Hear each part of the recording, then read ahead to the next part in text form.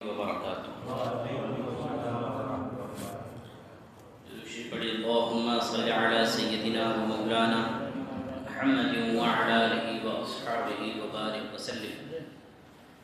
صلاة وسلاما عليك يا رسول الله صلى الله تعالى عليك وسلم. حضرت سیدنا ہود علیہ الصلاۃ والتسلیم کا تذکرہ چل رہا تھا اور یہ بات ذکر کی تھی کہ آپ نے اپنی قوم کو بار بار نصیحتیں فرمائی، سمجھاتے رہے. جب ان کے سدھرنے کی کوئی امید باقی نہ رہی، کوئی ایمان لانے کا چانس باقی نہ رہا، قبول حق کے بجائے انہوں نے سرکشی اختیار کی، تو حضرت ہود علیہ الصلاۃ والتسلیم نے ان کے خلاف دعا کرتے ہوئے اللہ کی بارگاہ میں ان کے عبرتناک انجام کی انہیں خبر بھی دی اور اللہ کی بارگاہ میں دعا بھی کی. اور اللہ تبارک و تعالی نے بھی ان کی دعا قبول فرما کر کے قوم عاد کے ہلاکت و بربادی کا پہلے سے ہی حضرت ہود کو ارشاد فرمایا. اللہ فرماتا ہے قال رب انصرنی بما کذبون، انہوں نے عرض کی اے میرے رب میری مدد فرما کیونکہ انہوں نے مجھے جھٹلایا ہے. قال عما قلیل لیصبحن نادمین، تو اللہ نے فرمایا تھوڑی دیر رکو اے ہود، تھوڑی ہی دیر میں یہ افسوس کرنے والے اور پچھتانے والے ہوں گے. یہ اللہ نے حضرت ہود کے بارے میں فرمایا. جب بالکل یہ حضرت ہود نے دعا کر دی اور ان کی قوم کفر و معاصی پر جمی رہی، تو کل بھی یہ بات عرض کی تھی کہ اللہ تبارک و تعالیٰ نے ان کے علاقوں میں بارش روک دی، جس کی وجہ سے اس علاقے میں قحط سالی میں مبتلا ہوئے وہاں پہ لوگ سوکھا پڑ گیا. مصیبت کی اس گھڑی میں حضرت ہود علیہ السلام نے انہیں پھر سمجھایا، توبہ استغفار کرنے کی، ایمان لانے کی صورت میں قحط سے نجات کی بشارت دی. فرمایا کہ اگر ایمان لے آؤ تو اللہ اس سوکھے سے نجات عطا فرمائے گا، بارشیں عطا فرمائے گا. لیکن قوم عاد اپنی پرانی روش پر ہی قائم رہی. باقاعدہ حدیث شریف کے اندر ہے کہ جب قوم عاد میں قحط سالی یعنی سوکھا پن نمودار ہوا تو انہوں نے قیل نامی ایک شخص کا نام تھا، اس کو بیت اللہ یعنی خانہ کعبہ کی طرف بھیجا کہ جاؤ وہاں جا کر کے دعا کر ایک قافلہ لے کر کے. یہ انسان جس کا نام قیل تھا ایک بکر ابن معاویہ کے یہاں پر جا کر کے ٹھہرا. بکر ابن معاویہ نے اسے شراب پلائی اور اس کی دو باندیوں نے قیل کے سامنے گانا گایا. پھر قیل جو انسان تھا جس نے ایک مہارا پہاڑ کی طرف گیا اور وہاں جا کر کے دعا کی، اے اللہ میں کسی بیمار کی دوا یا کسی قیدی کی فدیے کے لیے نہیں آیا، بس تو اپنے بندے اور اس کی قوم کو بارش کا وہ پانی پلا دے جو تو اسے پلایا کرتا تھا، اور اس کے ساتھ بکر ابن معاویہ کو بھی پلا دے، چونکہ بکر ابن معاویہ نے اسے شراب پلائی تھی، اس کے لیے اس کے اوپر دعا میں ملا دیا. وہاں سے قوم عاد سے آیا تھا، کس لیے؟ اردن میں نے آپ کو بتایا تھا عادل نامی جگہ ہے، یہ قوم عاد وہاں بات تھی. وہاں سے خانہ کعبہ میں دعا کرنے کے لیے اس کو بھیجا، تو وہی خانہ کعبہ کے پاس بیت اللہ کے پاس بکر ابن معاویہ نے اس کو گھر پہ رکایا اور شراب پلائی. تو اس لیے جب دعا کا وقت آیا تو شراب پلانے کی وجہ سے دعا اس کو بھی ساتھ میں ملا دیا اس نے.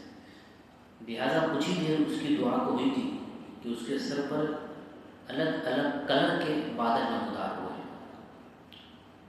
اس سے کہا گیا ان میں سے کوئی ایک چن لو، ایک سلیکٹ کر لو کون سا چاہیے.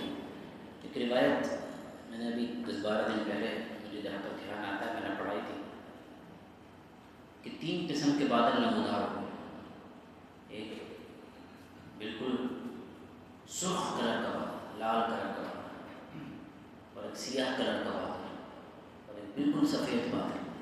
جسے کہا گیا چن لو کون سا چاہیے. تو چونکہ بادل جب بارش آنے کا ٹائم ہوتا ہے تو کالا پن گھٹا ہوتی ہے، تو کالے کلر کی ہوتی ہے، تو اس لیے بادل کالے والا چنا. اللہ کی طرف سے اس کو یہ موقع دیا کہ چن لو جو چننا. تو اس قیل نامی انسان نے ایک سخت سیاہ کالے کلر کا بادل تھا، اس نے چنا کہ یہ اس میں زیادہ پانی ہے، یہ والا بادل چاہیے ان کو. اس سے کہا گیا تو جلی ہوئی راکھ لے لے جو قوم عاد میں سے کسی کو بھی نہ چھوڑے گی. اس کے بعد اللہ تبارک و تعالیٰ نے وہ سیاہ بادل قوم عاد کی جہاں بستی تھی اور وہاں جہاں آباد تھے وہاں چلایا ہے. یہ بادل وہاں نکلے جسے دیکھ کر وہاں کے لوگ بہت خوش ہوئے. 3 سال سے بارش نہیں ہو رہی، کالے بادل آ گئے، اب تو بارش ہوگی. اور کہنے لگے کہ یہ برسنے والا بادل ہے. حضرت ہود نے ان سے فرمایا یہ برسنے والا بادل نہیں ہے، بلکہ یہ تو عذاب ہے جس کی تم جلدی کر رہے تھے نا کہ لے آؤ عذاب. یہ اب عذاب نازل ہو رہا ہے. سن لو اس بادل میں دردناک عذاب پر مشتمل ایک آندھی بھی ہے، قرآن میں ہے اس کے بارے میں. فلما رأوه عارضا مستقبل أوديتهم قالوا هذا عارض ممطرنا بل هو ما استعجلتم به ريح فيها عذاب أليم. جب انہوں نے اسے یعنی عذاب کو بادل کی صورت میں پھیلا ہوا اپنی وادیوں کی طرف آتا ہوا دیکھا تو کہنے لگے یہ ہمیں بارش دینے والا بادل ہے. تو حضرت ہود نے ان سے فرمایا، کہا گیا یہ نہیں بلکہ یہ تو وہ ہے جس کی تم نے جلدی کی ہوئی تھی. ایک آندھی ہے جس میں دردناک عذاب ہے.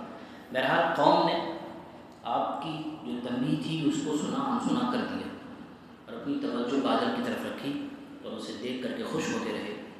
اور حضرت ہود علیہ الصلاۃ والتسلیم اپنے چند ایمان جو لوگ لے کر کے آئے تو ان کو لے کر کے ساتھ میں جہاں کافر آباد تھے ان بستی سے بہت دور چلے گئے حضرت ہود علیہ السلام.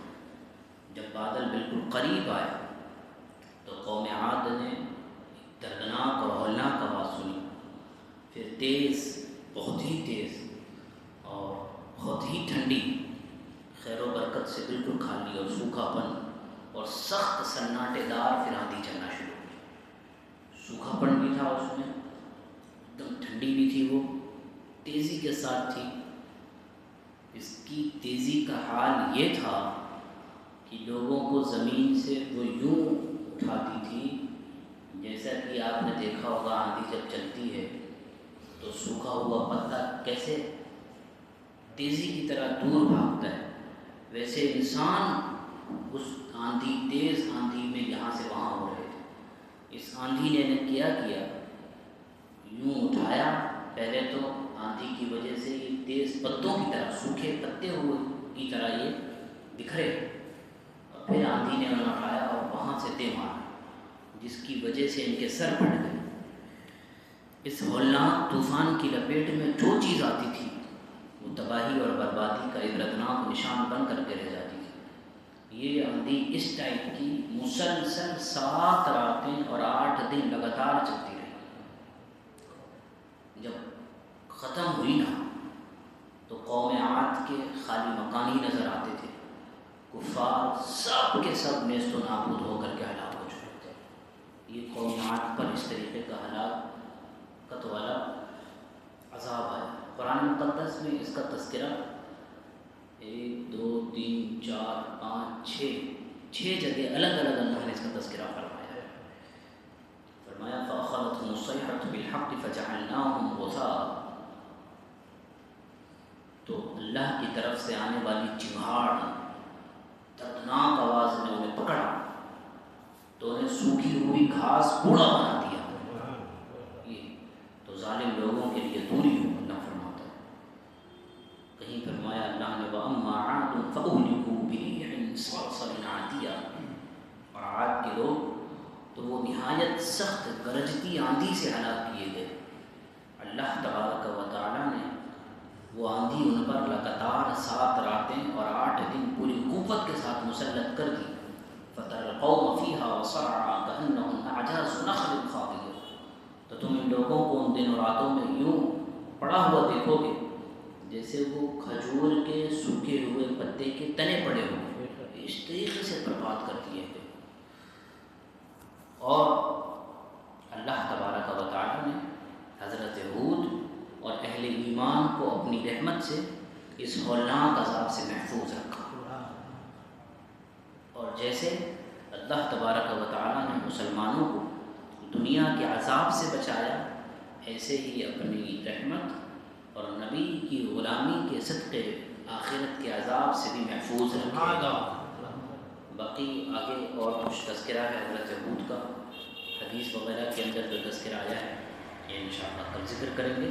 دعا کریں کہ رب لن یذر اس قوم عاد پر آنے والے عذاب سے ہم اور آپ کو اللہ نصیحت حاصل کرنے کی توفیق عطا فرمائے، اور اپنے قہر و غضب سے اللہ ہمیں بچائے، اپنی رحمت کے دامن کرم میں ہم سب کو جگہ عطا فرمائے، اور اپنے عرش کے سائے میں کل قیامت کے دن جس سائے کے سوا کوئی دوسرا سایہ نہ ہوگا، اللہ تبارک و تعالی عرش کا سایہ ہم سب کو نصیب فرمائے، حضور کے دامن کرم میں ہم سب کو جگہ عطا فرمائے، حضور صلی اللہ علیہ وسلم کی اس دنیا میں مرتے دم تک سچی پکی محبت عطا فرمائے، اسی محبت پر جلائے، اسی محبت